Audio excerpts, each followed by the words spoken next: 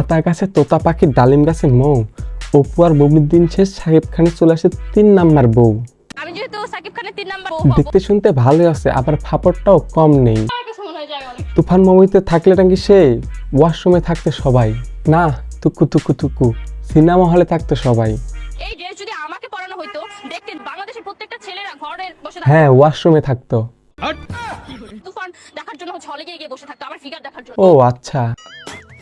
Hello everyone, আসসালামু আলাইকুম, this is Saju. আপনার সামনে নিয়ে আসলাম আরেকটি চমৎকার ভিডিও। আচ্ছা, প্রথমে একটা কথা বলেন তো, আমাদের জিরো ফিগারওয়ালা নায়িকাকে সাকিব খানের নায়িকা হিসেবে আপনারা 10-এ কত দিবেন? কমেন্টে জানান। আমি যেহেতু সাকিব খানের 3 নাম্বার সেটা না হয় বুঝলাম, তারপরে কি করবেন? ইসলামে যেহেতু 4টা বিয়ে করা জায়েজ আছে, ওকে আরেকটা আপুর কি মেন্টালিটি, আপুর মেন্টালিটিকে আমি স্যালুট জানাই, স্যালুট। এরকম মেন্টালিটি যেন প্রত্যেকটা মেয়ের ভিতরে থাকে। না না, এটা আমার কথা না, এটা প্রতিটা ছেলেদের মাথার ভিতরে থাকে। তাই আপু, আমি তোমাদেরকে বলতেছি, তোমাদের জামাই হোক আর বয়ফ্রেন্ড হোক, তাদের মাথায় যদি এরকম মেন্টালিটি থাকে, তাহলে তাদেরকে আগে গাছের সাথে বাঁধা রাখবে, তারপর সকাল বিকাল থাপ্পড় দিবা আর দিনে একবেলা খাবার দিবা, তারপর দেখবে মাথার ভিতর থেকে 4টা বিয়ে করার ভূত বিদায় নিয়েছে।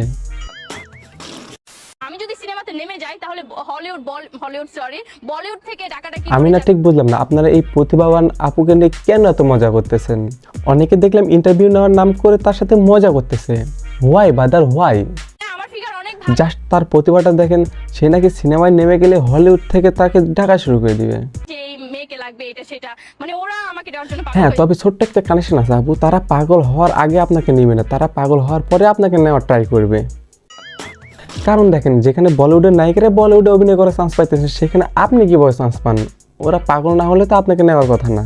যেমন এই যে আপনি আজকে করলেন, এরকম আমাকে আরো 4-5 জন করেছে। বুঝলাম না, আপনারা হাসতেছেন কেন? মানে প্রশ্ন করেছে। বাই দ্য ওয়ে, আপনারা কি অন্য কিছু চিন্তা ভাবনা করছিলেন? সি সি সি।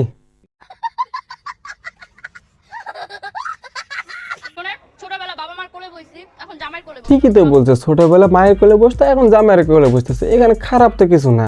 ছোটবেলা বাবা মা কোলে নিত, বিয়ের পর জামাই কোলে নিবে, এটাই বুঝলাম না, এই সাংবাদিকরা কি আর কোনো প্রশ্ন পাইলো না? সে তো তার জামাইয়ের কোলে বসতেছে, আপনার কোলে না। আপনার কেন তো জ্বলতেছে? আমার জামাই আমাকে অনেক আদর করে। আচ্ছা, ওয়েট, সে আপনার কোলে না বসে সে তার জামাইয়ের কোলে বসছে, এটা জেলাস ফিল করে আপনি কি জ্বলতেছেন? কোলে থাকার মজা ওই যে আচ্ছা, আমি কি এমনি এদের সাংবাদিক বললাম? প্রশ্নটা কি করতেছে, আপনার কোলে থাকতে কি মজা লাগতেছে?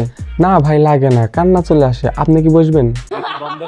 প্রশ্ন, আপনি নাকি 4-5 জন ছেলে লোড সামলাতে পারবেন? 4-5 জন ছেলে নিয়ে কি আপনি লোড সামলাতে পারবেন? কেন রে ভাই, সে 4-5 জনের লোড সামলাতে পারুক আর 10-20 জনের লোড সামলাতে পারুক, তাতে আপনার কি? আপনি কি সিরিয়ালে আছেন?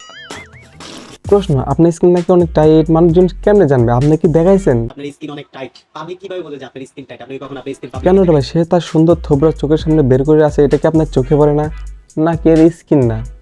প্লিজ ভাই, এই সাংবাদিকটা নিয়ে আর কিছু বলতে চাই না, এই সাংবাদিকটা নিয়ে 2 লাইন কমেন্টে বলে যান। আচ্ছা, আপনার থেকে জিরো ফিগারের কোনো নায়িকা নাই? না না, এখন বুঝতে পারলেন বলিউড থেকে তাকে নায়িকা বানানোর জন্য কেন পাগল হয়ে যাবে, কারণ তার মতো জিরো ফিগারের নায়িকা বাংলাদেশে আর একটাও নাই। নাই মানে নাই। কেউ এখন জিরো ফিগার নেই, একমাত্র আমি। তার উপর দেখলাম সুন্দর একটি গান বের করছে, টাঙ্কি আমার সাথে দেখা গেছে পানি টাঙ্কি থাক। অবশ্যই করবে, কারণ তুমি আমাদের বাংলাদেশে একমাত্র জিরো ফিগারের নায়িকা। অবশ্য তোমার সাথে আগে ঠিক করবে না, মানে তোমার টাঙ্কি আগে ঠিক করবে। আরে কোথাও যাবে না আপু, মালটার দেখে মনে হচ্ছে মালটা পারবে, কারণ মালটার উপর ফুল কনফিডেন্স আছে আমার। তার উপর তার চুলের কালার, দাড়ি কালার বসতে পোলাপানের মতো, তার মানে সে পারবে। আর এই গানটা বানাচ্ছে তার ছাদের টাঙ্কি নাকি সত্যি ফুটা ছিল, ফুটা ঠিক করার মধ্যে কোনো মিস্ত্রি পাইতেছিল, তাই এই গানটা লঞ্চ করেছে, মিস্ত্রি তার বাসায় এসে হুমড়ি খেয়ে পড়ে।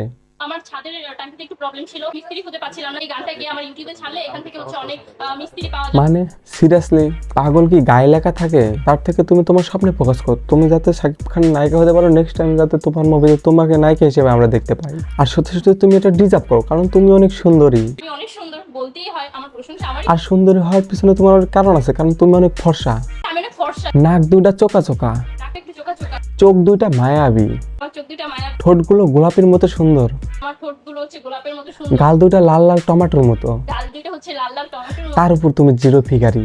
তুমি হচ্ছে আমার জিরো ফিগার। আচ্ছা, আমার কাছে মনে হয় যায় অনেক। নাও কাম টু দ্য পয়েন্ট। দেখেন ব্রাদার অ্যান্ড সিস্টার, এই আপুটাকে নিয়ে এত মাথামাতি করে হাইপ দেওয়ার কোনো দরকার নেই, কারণ আপুটা হাইপে থাকার জন্য এত কিছু করতেছে। তাই বলতেছি তোমরা একে এত পাত্তা না দিয়ে তোমাদের যাতে এইচএসসি পরীক্ষা আছে তোমরা যাও পড়তে বসো, তা না হলে রেজাল্টের আগে দোয়া চাইয়াও লাভ হবে না। আর যাদের পরীক্ষা নেই তারা আমার এই ভিডিওতে লাইক করো, কমেন্ট করে জানাও যে এই ভিডিওটি তোমার কেমন লাগছে। হ্যাঁ, তোমাদের নিশ্চয়ই ভালো লাগবে না, সাবস্ক্রাইব করতে হবে এবং ফলো করতে হবে।